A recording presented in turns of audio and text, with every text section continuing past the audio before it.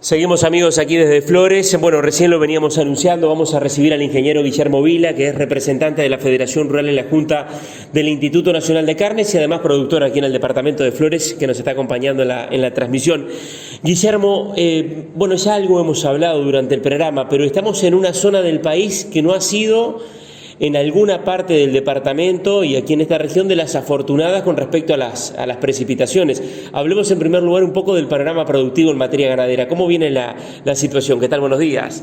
Buen día, Martín, es un placer que estés acá. Por fin me toca una entrevista de locatario, siempre me toca visitante, así que bueno, un placer tenerte en Flores. Sí, es como decías, nosotros venimos desde el año pasado no fue la zona extrema fue el departamento de San José, Colonia, la parte muy al sur de Flores, pero tampoco fue mucha agua. Nosotros cerramos el año 2019, por ejemplo, yo en los registros que llevo, entre 700 y 800 milímetros contra los 1200 habituales. Y bueno, y ahora se sumó esta, que sobre todo la parte sur de Trinidad, es una línea que pasa por el sur de Trinidad, atraviesa parte de Soriano y termina ya en Fraiventos, que está muy complicado, que llovió bastante menos, sobre todo en febrero no ha llovido nada, desde el 30 de enero, que fue la última lluvia linda, ha llovido en esa zona cero, y más que el problema de agua, se está sumando el tema de las temperaturas. Ayer, por ejemplo, fue un día de 33 grados, y bueno, y sin agua en el suelo, que termorregule un poco la temperatura del suelo y temperatura como está pronosticado para la semana que viene, 34-35 grados, ya empiezan los clásicos problemas de golpe de calor en las hojas. Nos pasó este año que no se veía hace mucho tiempo, se murieron las festucas, que es una gramínea perenne que resiste mucho a la sequía, pero se murieron, se secaron. Ahora las pocas lluvias que hubo no rebrotaron y ya ese espacio se ocupó por pasto blanco, malezas. O sea, la verdad que está bastante complicado, ¿no? Guillermo, y en este contexto productivo, y si hablamos de lo que es el precio del ganado, para ya entrar en algunos temas que tienen que ver con el negocio, bueno, un ganado que se ha ido valorizando, tanto la reposición como el ganado gordo. Hoy ya hay referencias por novicios que están superando los $3,60. ¿Qué lectura haces de este movimiento que ha registrado el precio de la hacienda? Bueno, vos tenés memoria y te acordarás cuando hicimos la entrevista que Un Solo Uruguay salió con aquel comentario que empieza la faena de productores porque estábamos en plena seca. Yo lo dije en varias radios, la seca tiene un doble filo. En el momento que se está ejecutando el problema de la seca, el productor no tiene más remedio que salir a vender los ganados que tiene semi preparados o categorías jóvenes. Eso provocó una caída importante del precio de la reposición y sobre todo del gordo, que el indicador de mercados, el RHE que publica INAC, nos daba que teníamos momentos de 35, 40 y 50 centavos por debajo del promedio histórico. Y yo comentaba que eso iba a ser un efecto corto hasta que se terminan las liquidaciones de productores y después iba a venir un periodo más largo en el cual no había ganado gordo, el poco ganado gordo que hubiera se iba a tener que pagar muy bien, y es lo que está pasando desde hace 3-4 semanas a la fecha. Ya van 2 semanas que el indicador se revirtió, desde el 14 de noviembre que estaba por debajo hasta la semana pasada que pasó a estar 15 centavos por encima lo que recibe el productor, y ya esta semana, hoy se está publicando, va a estar bastante por encima. O sea, hoy se está pagando más de la relación del precio promedio de la tonelada de carne. Exacto, el valor de la tonelada de carne que se está exportando hoy, desde hace 2 semanas se está pagando entre 15 y 20 centavos por encima del valor, y va a ir subiendo, que es un dato que nosotros decimos siempre, que el RHE es una herramienta muy importante, tanto para la industria como para el productor. Si yo como productor sé que la industria entró en un momento de no confort porque está pagando 30, 40, 50 centavos por encima del promedio histórico, ante cualquier oportunidad, oferta o no puede seguir perdiendo y tendrá que parar. Esto no es una situación que se va a dar eternamente ni por mucho tiempo. O sea, Guillermo, hoy la industria en esta relación de precios se está perdiendo. Bueno, está pagando 40-50 centavos por encima del promedio. Supongo que no será números muy florecientes, ¿no? ¿Puede ser este año un año similar a los precios de 2019? El último trimestre fueron valores históricamente altos con un novillo a más de $4. ¿Podríamos tener un escenario en este 2021 de precios también quizás, no sé si similares a lo que fue 2019, pero precios que se acerquen a esas referencias? Creo que son dos realidades distintas. La del 2019 fue generado, había una oferta de ganado razonable, pero el mercado exterior, sobre todo China, se hinchó de la piola enormemente hasta que se reventó en noviembre y pasó lo que pasó. O sea que estaba forzado por el mercado externo. O sea que era una ecuación que le cerraba a todo el mundo, le cerraba a China, supongo, le cerraba al frigorífico que faenaba y exportaba y le cerraba al productor. Hoy es una situación diferente porque si bien ha mejorado un poco la demanda, estamos en valores ni cerca de lo que fue el 2019 y hoy se está dando una situación de precios al productor muy buenos, pero con un esfuerzo, como decía recién, de la industria. Entonces, yo no creo que se llegue a esos valores, ojalá me equivoque, por el productor sobre todo, no creo que se llegue y indudablemente no va a tener el respaldo de las exportaciones que tuvo en aquel momento, ¿no?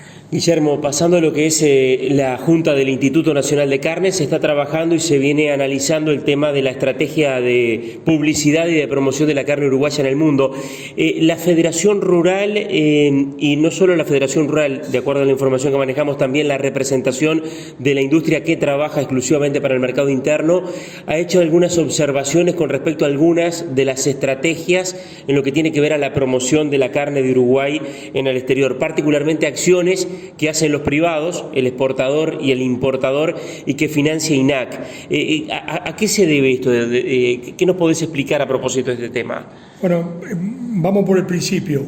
Se está reviendo el marketing dentro de todo lo que es el plan estratégico del instituto. No nos olvidemos que ahora es obligatorio por INAC presentar el POA, que es el plan operativo anual, que lo tienen todos los institutos que presentar. Tenemos que presentarlo antes de fin de marzo y ya se aprovechó para hacer el plan estratégico anual, el plan estratégico del instituto, que es a 10 años, que no se había hecho nunca, y dentro del plan estratégico indudablemente el principal insumo presupuestal de INAC es el marketing. Claro. Y bueno, se está proyectando todo el marketing de aquí a 10 años, previendo un crecimiento de la producción del Uruguay, de cómo colocarlo y demás.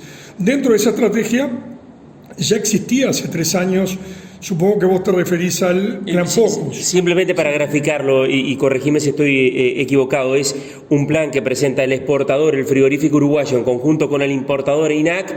INAC le aporta una determinada cantidad de dinero para financiar esa promoción que hacen los privados en el mercado, un ejemplo China, y se hace con un cierto financiamiento de INAC. Sí, en líneas generales sí, es un plan que surgió y ahí se hacen algunas acciones puntuales. Claro, surgió de un comité de marketing integrado por todas las partes, industria, productores, en el año 2016, principio del 17, que ya lleva 3 años funcionando. Nosotros estuvimos en la creación de ese plan, nos parecía muy interesante, porque en sus orígenes estaba destinado a promocionar la marca Uruguay. O sea, no se promocionaba marcas privadas. Después, en el tercer año, se autorizó a promocionar marcas privadas y bueno, y Federación tuvo sus reservas en el tema que no nos parecía racional y bueno, y no aprobamos ese plan y ahora se está tratando de hacer una reingeniería del plan de forma que todos estemos de acuerdo con el modelo. Es una herramienta que yo no sabía, pero aparentemente Uruguay lo copió en parte de lo que se estaba haciendo en Australia y que le da buen resultado. Pero bueno, en este momento estamos en una etapa de regeneración de ese plan de forma de buscar el consenso de todas las partes.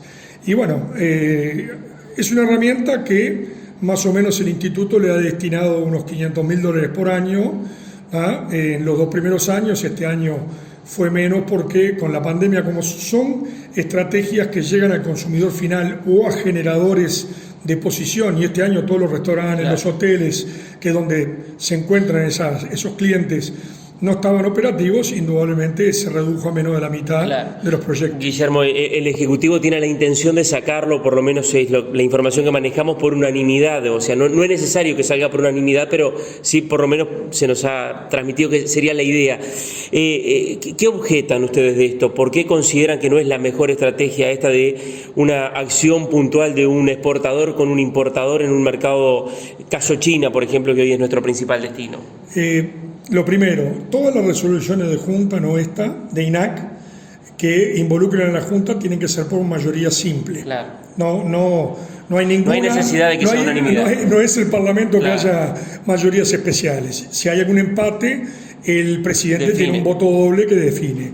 ¿Tá? En este caso, básicamente, nosotros lo que objetamos fue que se destinaran recursos para una propaganda privada. Nosotros entendemos que la propaganda privada tiene que hacerse con recursos privados, pero es un tema que lo estamos rediscutiendo, no quiero adelantarme en el tema, es simplemente un tema filosófico de la Federación, y bueno, estamos en una etapa que se está redefiniendo el plan. Bien, Guillermo, bueno, vamos a estar atentos a este tema. La última, ¿cómo queda INAC o cómo quedó INAC luego del aporte al Fondo Coronavirus en materia presupuestal?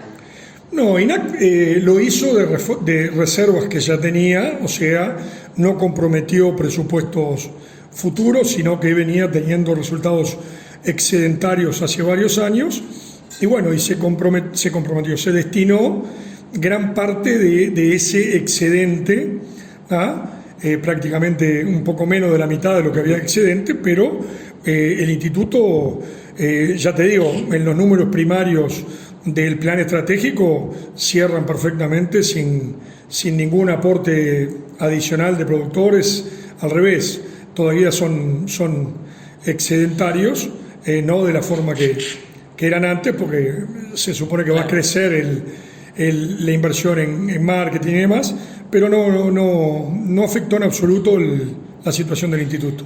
Ingeniero Guillermo Vila, productor de flores, representante de la Federación Rural en la Junta de INAC, muchas gracias. No, gracias a ti y por estar siempre transmitiéndole al productor todas las informaciones que solo nos cuesta mucho hacerle llegar. Muchas gracias. Hacemos una pausa y ya seguimos aquí desde Flores.